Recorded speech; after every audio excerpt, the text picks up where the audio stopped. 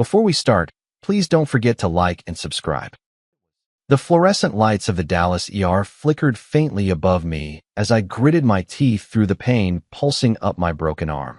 I could still hear the pop it made when I hit the concrete outside the office, a sick, wet crack that made my stomach turn. My phone was already slick with sweat as I tried calling Ashley again. She answered, finally. Loud music pounded in the background. Laughter. Glasses clinking. Ash, I said, voice tight. I need you to come pick me up. I'm in the ER. I think my arm's broken. What? She cut in, her tone sharp with annoyance. Michael, are you kidding? I'm at Courtney's bachelorette party.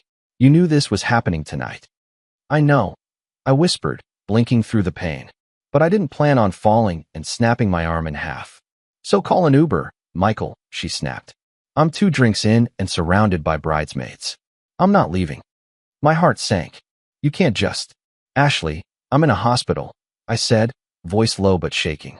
This isn't about a ride. I'm asking you to be here. She laughed, not in a funny way. Don't make this dramatic. You're a grown man, figure it out. I'm not dropping everything just because you tripped over yourself. That laugh. I'll never forget how it sounded. Cold. Disconnected. Like I was just some stranger asking a favor. Is this really who you are now? I asked, stunned. I'm in pain, and you won't even come check on me. Oh, don't guilt me. It's not my fault you can't walk straight, she shot back. You always need me to play the nurse, the cheerleader. What next? Want me to wipe your tears too? The line went quiet. Not because she hung up, because I did. My hand trembled, not from pain, but from something deeper. Something ugly and rising. Disbelief, maybe. Rage was sitting just beneath my ribs, crawling its way out. I stared at the cracked screen of my phone for a second, then scrolled through my contacts until I found the name I hadn't said out loud in months. Jessica. She picked up on the second ring. Mike, she said, voice laced with concern. It's late, are you okay? I'm at Baylor. You are? I said, struggling to keep my voice steady. I broke my arm. Can you come get me? She didn't hesitate. I'm on my way. I exhaled, my head leaning back against the cold wall. This wasn't how I expected the night to go, but maybe it was exactly the wake-up call I'd been ignoring. Because my marriage didn't break tonight. It had been breaking long before this. It was nearly midnight when Jessica's headlights cut through the hospital parking lot like a warm promise. Her familiar old Jeep rolled up beside the curb, engine humming low. She swung open the door before she'd even fully parked. There you are, she breathed, rushing out. God, Michael, look at you. I tried to force a grin. Yeah, sorry for the late-night drama. Guess I'm still clumsy. Jessica's eyes narrowed as she took in the sling the nurse had wrapped around my arm, the wince I didn't bother hiding. She didn't say anything right away, just moved to my good side and helped me stand. Her hand went gently to the small of my back, guiding me to the passenger door. You shouldn't be walking on your own. Come on. I slid into the seat with a hiss of pain. She waited until I was settled before jogging around and hopping into the driver's seat. You sure you're okay? She asked, glancing over as she buckled in. Her voice had that soft edge, caring, but measured. She always had a way of making concern feel like comfort, not pity. I looked straight ahead. Broken in 2 places. Said I was lucky it wasn't a full fracture through the elbow. Jessica clicked her tongue. Michael, yeah. We pulled out of the lot in silence for a moment. The streets were nearly empty. Dallas at midnight had a strange kind of peace. Just the whisper of tires against pavement, neon signs blinking soft and slow above shuttered gas stations and darkened diners. Then Jessica spoke. Where is she? I didn't answer right away. She's out, I muttered. At a party. Jessica turned her head sharply. A party? Are you serious? Bachelorette party. She was already there when I called. Said she couldn't leave. Jessica barked out a bitter laugh. Couldn't or wouldn't. I turned to her. Does it matter? It does, she snapped. Because that wasn't just a sprain or a paper cut, Mike. You were in the hospital. She told me to figure it out. Jessica's hands tightened on the wheel, knuckles whitening. That's not just selfish. That's infantile. Cruel. She didn't even ask what happened. I paused. Didn't ask if I was okay. She was more upset about me calling than about the actual fall. Jessica shook her head slowly, biting her lip like she was holding back more than she was saying. I finally looked over at her. You're thinking it too, aren't you? What? That this marriage is off. She was quiet for a few seconds, then sighed. Michael, I'm not going to sit here and trash talk your wife. But this isn't normal. This isn't how people treat each other when they care.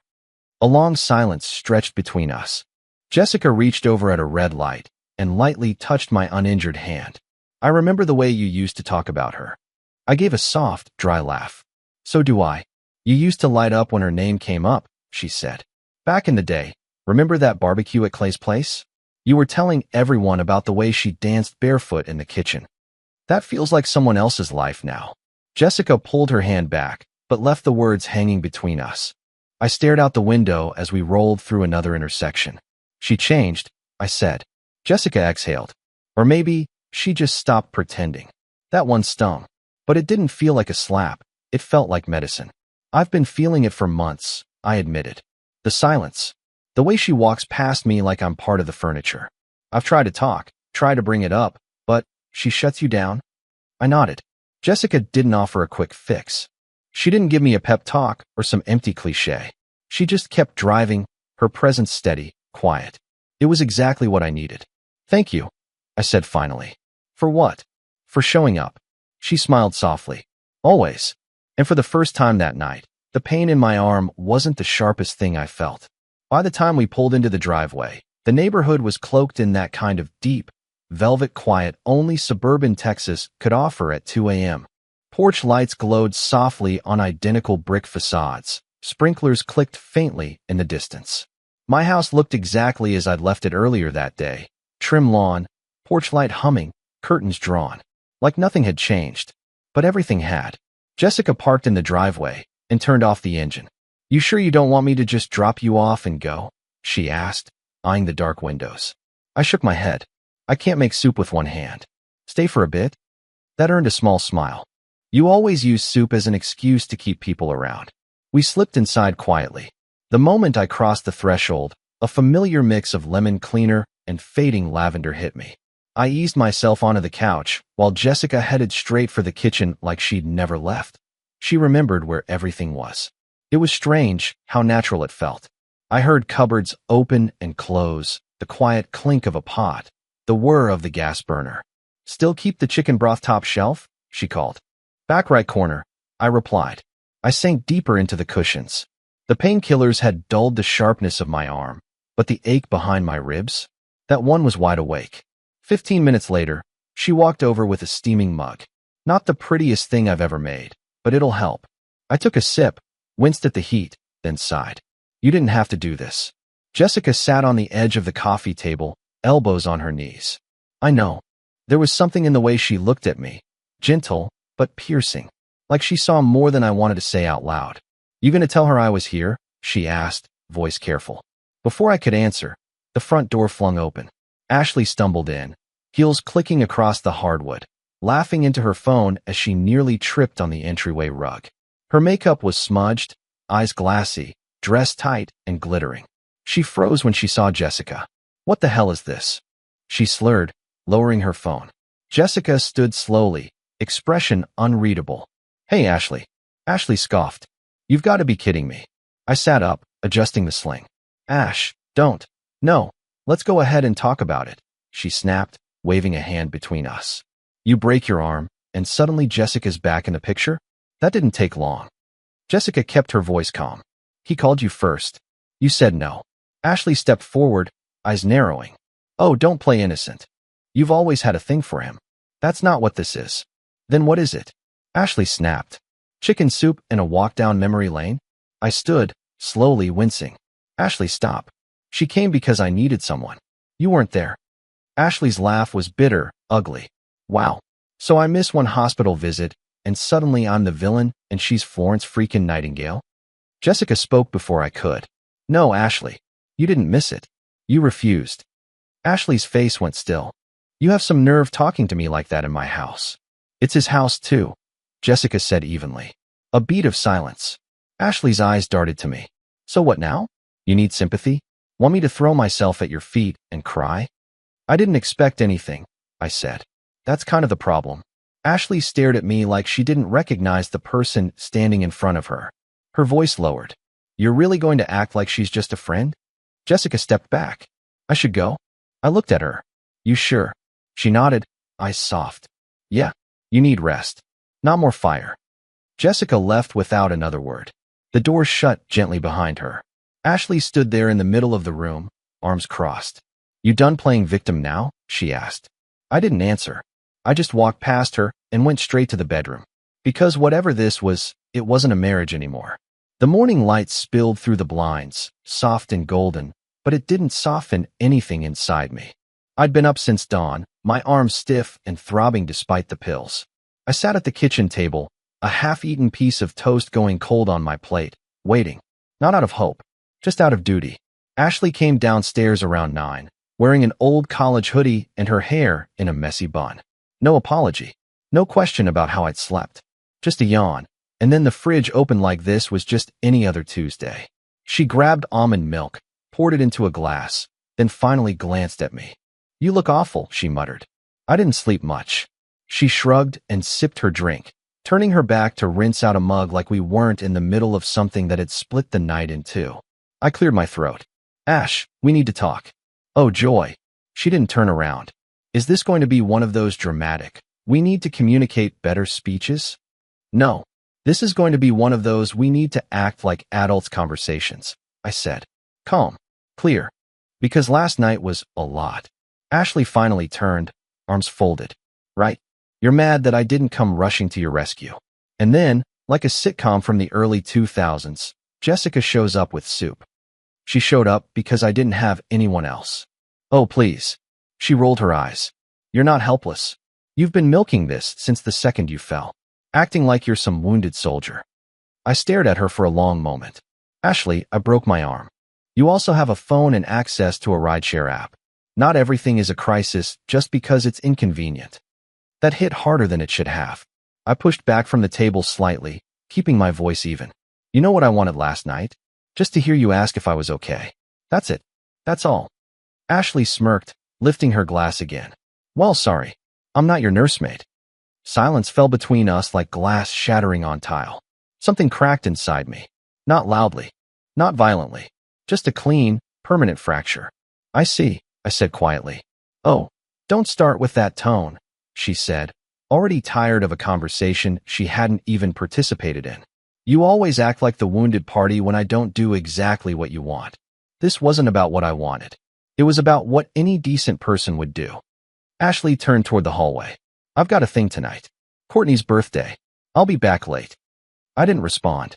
I just watched her disappear down the hall. And then, I reached for my phone. I hadn't called Brian in a while. Not since his messy breakup last year. But when he picked up, his voice was still the same. Gruff, dependable, straight to the point. Mike, hey, I said. I've got a favor to ask. A weird one. Brian paused. Go on. Ashley's going out again tonight. Can you follow her? Just see where she goes. Who she's with. There was a beat of silence.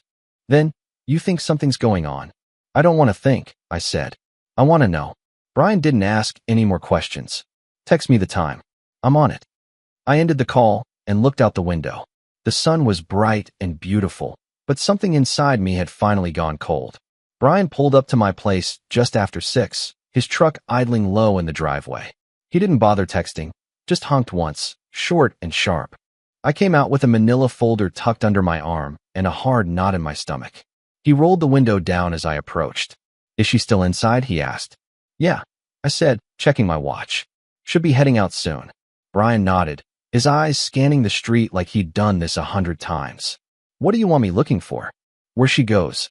Who she's with. Anything off, I said. You'll know it when you see it. Brian didn't flinch. You sure about this, Mike? Once you start down this road, I'm already on it, I said, cutting him off. Just keep your eyes open and keep me posted. He gave a small nod. You got it. As his truck rumbled off down the block, I exhaled slowly and turned toward my own car. Well, technically, Ashley's old crossover. She never drove it anymore unless she was headed to her weekend events. I kept it mostly for errands, and today, it was getting me downtown. The law office sat on the 22nd floor of a sterile glass building in the heart of Dallas. I stepped out of the elevator into silence. Cool lighting, white walls, spotless floors. The reception desk was all angles and minimalism, like it had been designed to whisper, "You're in control now." Michael Renshaw. I said to the young woman behind the desk. 10 o'clock with Mr. Chandler. She smiled politely. He's expecting you. Conference room B, down the hall on the left. When I stepped into the room, Chandler was already seated. Late 40s, neat beard, wire-frame glasses. The kind of guy who shook your hand with firm precision and didn't waste time. Divorce? He asked, getting straight to it. Not yet, I said. But I think it's where this is heading. He gestured for me to sit. Let's walk through your situation. For the next hour, I laid it out. The distance, the resentment, the hospital, the fact that I had to rely on a friend instead of my wife when I needed help. And now, I added, I have someone quietly checking on her. I need to know what I'm dealing with. Chandler didn't blink. You're not the first husband to walk through that door with a cast and a story. He walked me through the basics, how property would be divided, how fault could influence a judge's ruling, especially if neglect or emotional abandonment could be documented. I told him about the house, the finances, the way Ashley had become more like a tenant than a partner. You've been married 7 years? He asked. Just hit 8 in April. He nodded, scribbling a few notes. If you're serious about this, keep a record of everything from here on out. Dates, text messages, voicemails. If she's not being present in the marriage, we build a pattern. That's your leverage. And if she's been unfaithful? He looked up. Then it shifts in your favor. Dramatically. I leaned back in my chair, something settling inside me. Not anger. Not even relief. Just clarity. By the time I left the office, the air felt sharper. Not colder, just more defined. As I walked to the car, my phone buzzed with a message from Brian. She's not with Courtney. She's at a rooftop bar near Uptown. And she's not alone. I stared at the screen. Read the text twice. No surprise. No panic. Just a quiet, steady breath. The storm was finally taking shape. And this time, I wasn't standing in the rain without cover. If there was one thing Jessica understood better than most, it was how a story spreads. Not with sirens and flashing lights, but quietly, through whispers, screenshots, and perfectly timed silence. I didn't ask her to do anything, but she did it anyway. A few days after my visit with the lawyer, she texted me. Just so you know, people are going to start seeing Ashley for who she really is. I'm not naming names. Just letting the truth breathe. I didn't respond right away. I didn't have to. Jessica knew what she was doing. And true to her word, she never came out and said anything. Not directly. She didn't call Ashley out, didn't post some dramatic expose. That wasn't her style. She just curated a photo of the hospital wristband. A single-line caption. People show you who they are when you're at your weakest. No tags. No names. Just enough. Then came the soft murmurs in group chats, shared stories from a friend of a friend, about how Michael had broken his arm, how his wife had refused to come. The sympathy flowed instantly. Screenshots from Instagram surfaced in a mom group chat Jessica was part of. Ashley at the bachelorette party the night I was admitted to the ER, drink in hand, glitter dress, perfect smile. Time-stamped. Posted while I was waiting for an x-ray. It didn't take much. The court of public opinion doesn't wait for cross-examination. It just reacts. Within a week, I noticed the shift. Ashley had always prided herself on being the queen bee of our suburban hive. She had the Pinterest-worthy brunches, ran the neighborhood book club, even though she barely read, and posted perfectly filtered stories from yoga class and wine tastings. But suddenly, people stopped reacting. Her photos, once packed with likes and hearts, sat quiet. Stories went unanswered. Comments disappeared. Jessica said nothing to me directly, but I knew she was the spark that had started this slow burn. One night, I got a message from a mutual friend, Shannon, from 2 streets over. Hey, I didn't want to say anything, but I saw your wife out again tonight. Didn't look like a girl's night, if you know what I mean. I'm sorry. I didn't reply. I didn't need confirmation anymore. What Jessica had started wasn't revenge. It wasn't about sinking Ashley. It was about shining a light. And once people saw who Ashley really was, they didn't forget it. By the weekend, I heard that the book club was meeting without her. That the couple who always invited us to backyard cookouts had accidentally left her off the group invite. Ashley didn't bring it up. Not to me. But I saw her at the kitchen island one night, scrolling through her phone with a tight, confused frown. She'd refresh. Scroll. Refresh again. And every time, her expression dropped just a little more. The world she'd curated so carefully, filtered, arranged, adored, was slipping. And not because anyone screamed, but because Jessica whispered. If you're enjoying the story, please hit the like button. The slam of the bathroom door echoed through the house like a cannon shot. I heard Ashley's heels pounding against the hardwood as she marched from room to room upstairs, muttering, sometimes full-on yelling, though I couldn't make out the words. I didn't move from the couch. Just sat there in the same spot I'd been in for the last hour, one arm in a sling, the other holding a mug of half-cold tea. Then I heard it. Are you happy now? She was at the top of the stairs, voice sharp as broken glass. I didn't answer. Ashley stormed down, her phone in hand, waving it like a weapon. Her face was flushed, mascara slightly smudged, not from crying, but from whatever emotional tailspin she'd been spinning in for the past hour. She jabbed the screen toward me. You did this. I looked up slowly. Did what? Oh, don't play dumb, Michael. Don't sit there like some innocent victim in a Hallmark movie. She tossed the phone on the coffee table, too close to my injured arm, and started pacing. I glanced at the screen. Her Instagram page was still open. Comments flooded her latest post. Wow, must be nice to party while your husband's in the hospital. Unfollowing. This is sad. Real classy, Ashley. She turned, eyes burning. You told people I left you in the ER like some monster. I didn't tell anyone anything, I said, calm. Too calm. That only made her angrier. Oh really? She snapped. So people just magically found out that I was out with my friends while you were apparently sobbing in a hospital bed? I set the mug down slowly. I didn't sob. Oh, I'm sure you didn't, she sneered. Not with your little savior Jessica there to rescue you. That name again.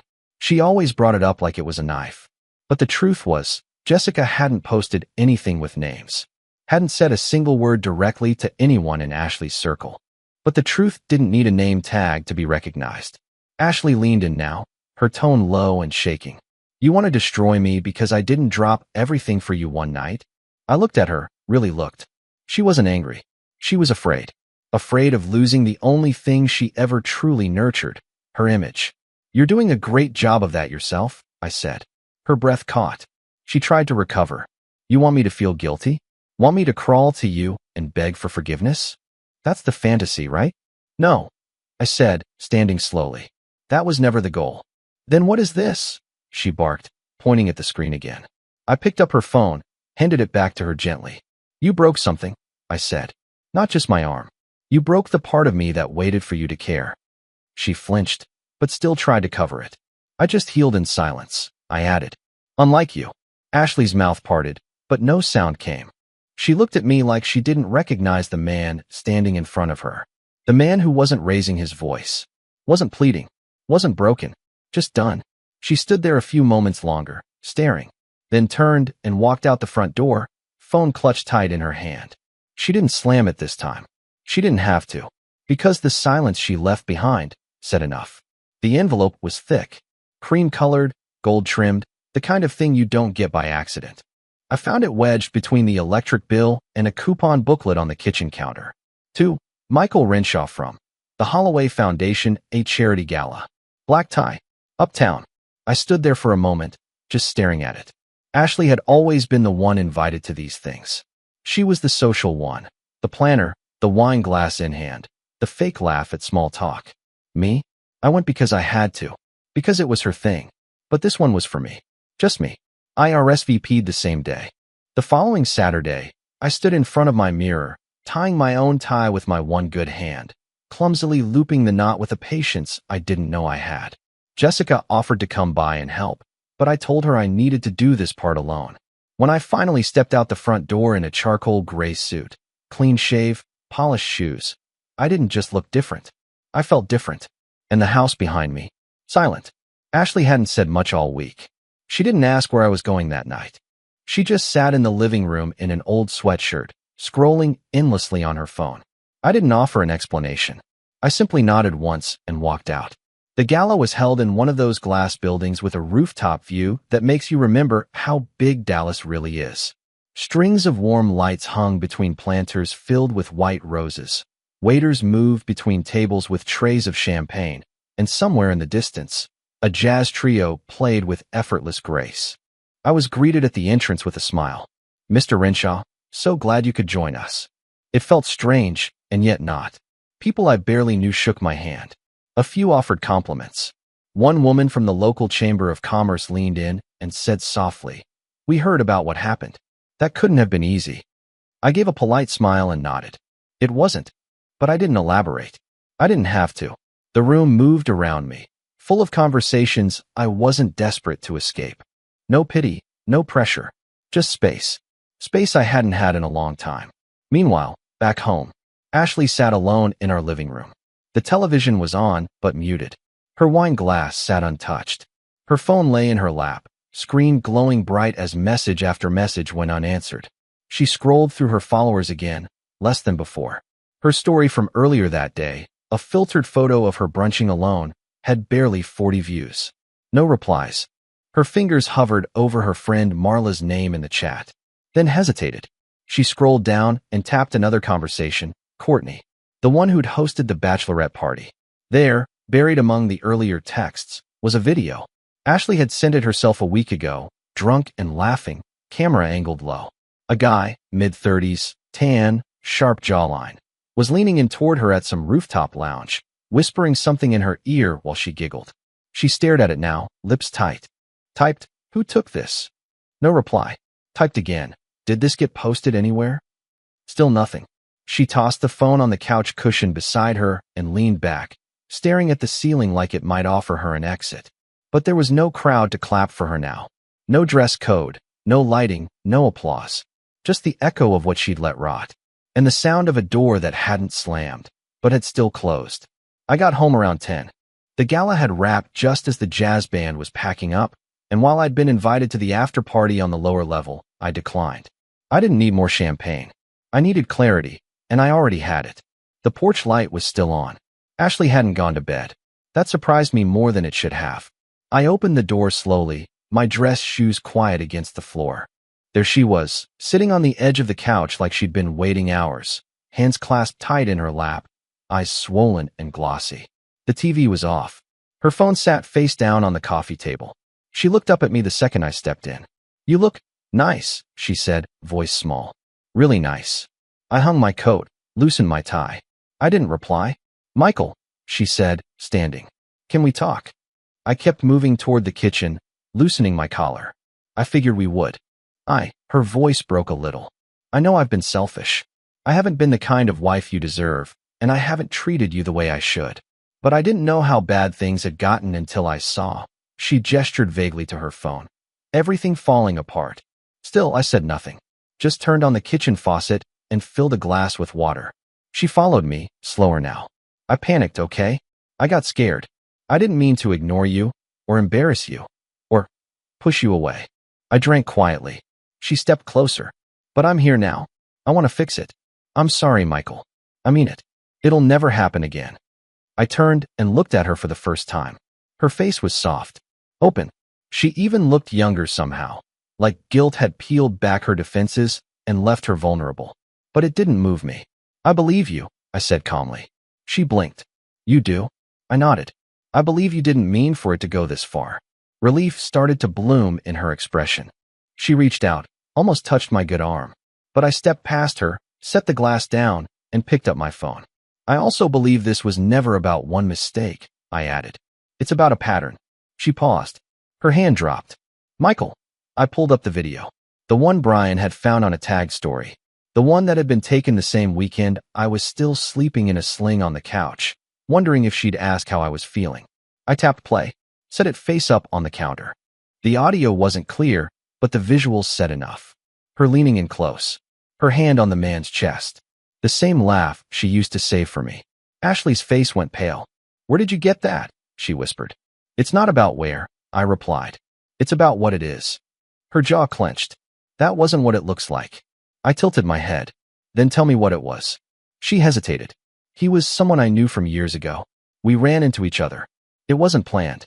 I had too much to drink, okay? It didn't go further than that." I waited. "I didn't sleep with him. If that's what you're thinking," she added quickly. "I swear to you, Michael. It was a dumb, meaningless thing. I was lonely. I was stupid. But it meant nothing." Her voice cracked. "Please. I know I messed up. I know I broke your trust. But I can change. I can fix this." I took the phone back, locked the screen, and slipped it into my pocket. Then I said it. You don't have to fix anything, I told her. Because this marriage is over. She blinked, like I'd spoken in another language. What? I've already spoken to a lawyer. I've already looked at the paperwork. It's done. Ashley shook her head, stepping back. No, you don't mean that. You're upset. You're trying to scare me. I'm not trying anything, I said. I'm just telling you what's real. Her voice rose now, louder, panicked. You're just going to throw everything away over a mistake? No, I said. I'm throwing everything away because I finally see it clearly. You weren't a mistake, Ashley. But staying with you would be. She was shaking now. You can't take everything, Michael. You can't. I can. I interrupted, quiet but firm. And I will. I walked past her, heading toward the hallway. I'm not doing this for revenge, I said. I'm doing it for peace. She followed me a few steps, her voice cracking again. You said you believed me. I believe you're sorry, I said, turning one last time. But that doesn't mean I have to stay. Her lip trembled, but no words came. So I left her there, in the hallway, surrounded by all the silence she used to weaponize. And now, it finally turned on her. The courtroom wasn't nearly as dramatic as I thought it would be. No thunderclap, no slamming gavels. Just cold air, a tired judge, and the final undoing of a marriage that had been dying in silence for years. Ashley sat 2 chairs down from her attorney, spine straight, jaw locked. She'd straightened her hair, wore a muted blue dress, something that whispered responsibility and remorse. But nothing in her posture felt sincere, just calculated. The judge, a woman in her 60s with no time for theatrics, reviewed the documents in silence before lifting her eyes. Mr. Renshaw, your petition lists emotional neglect, abandonment, and reputational harm resulting from your spouse's actions. Is that correct? Yes, Your Honor. And you've submitted documentation, hospital records, video evidence, and testimony from community members supporting that claim? Yes, ma'am. Ashley's lawyer tried to speak. Something about context. About public opinion being manipulated. But the judge cut him off with a hand gesture that said she'd heard enough. The evidence speaks for itself, she said flatly. Her next words landed like soft hammers. Primary ownership of the shared residence is awarded to Mr. Renshaw. Assets, including vehicles and joint accounts, will follow proportional division, but Mr. Renshaw is granted control pending closure. Ashley went still. Her mouth opened slightly, but no words came. And given the nature of emotional neglect and public fallout, the judge added, spousal support is denied. Just like that. Outside, I breathed the cold air like it was the first clean breath I'd taken in months. Ashley didn't follow me. She lingered in the hallway with her lawyer, looking small for the first time in years. Later that evening, I checked her Instagram, not to gloat, just to see. She'd posted a selfie with a sad caption, starting over. Alone. Broken heart. There were no likes from her usual circle. Just one comment from someone I didn't recognize. Probably from the neighborhood. It read, figure it out yourself. The same words she'd once thrown at me, without blinking, now echoed back. Perfectly. The nurse gave me a smile as she unwrapped the last layer of gauze. Almost there, she said gently. You've been patient. I chuckled under my breath. Didn't feel that way at 3 in the morning some nights. She nodded. That's how healing works. Quiet, slow. But when it's done, it stays done. The cast slid off with a dry crackle, and for the first time in nearly 2 months, I could see my whole arm again. It looked thinner, a little pale, but it was mine. I flexed my fingers, turned my wrist. Didn't hurt, not even a little. The nurse smiled again and patted my shoulder. You're free. And I was. Not just from the cast, but from the cold weight of the last few years. I walked out of that clinic into a crisp, sunny afternoon with no obligations waiting at home. No arguments waiting behind a closed door. Just air, sky, and the sense that something ahead could finally begin. That evening, I stood at my kitchen window, watching the sun dip behind the rooftops. I scrolled down my contacts until I landed on a name I hadn't tapped in weeks, though I'd thought about it often. Jessica. My thumb hovered for a second, then pressed. She answered on the second ring, same as always. Hey Mike, she said. Everything okay? I smiled. Better than okay. Cast is off. That's amazing, she said warmly. How's it feel? Like I can finally breathe again. There was a pause. A soft one. I was wondering, I said, if you'd like to grab dinner sometime soon. Something that's not soup. Something that doesn't involve painkillers and hospital wristbands. She laughed. You asking me on a real date now, Mr. Renshaw? I smiled into the quiet. Yeah, I think I am. Another pause. Good, she said. It's about time. I looked out the window again, and for the first time in what felt like years, the view wasn't just something I endured. It was something I was ready to walk into. Not as the man who broke, but as the man who rebuilt. That was the end of my story, but I still think about one thing. Did Jessica do the right thing by quietly letting the truth about Ashley spread on its own instead of confronting her directly? Or should she have stayed out of it completely? Let me know what you think in the comments. If this story made you reflect on loyalty, boundaries, or consequences, don't forget to like this video and subscribe to the channel so you don't miss the next story.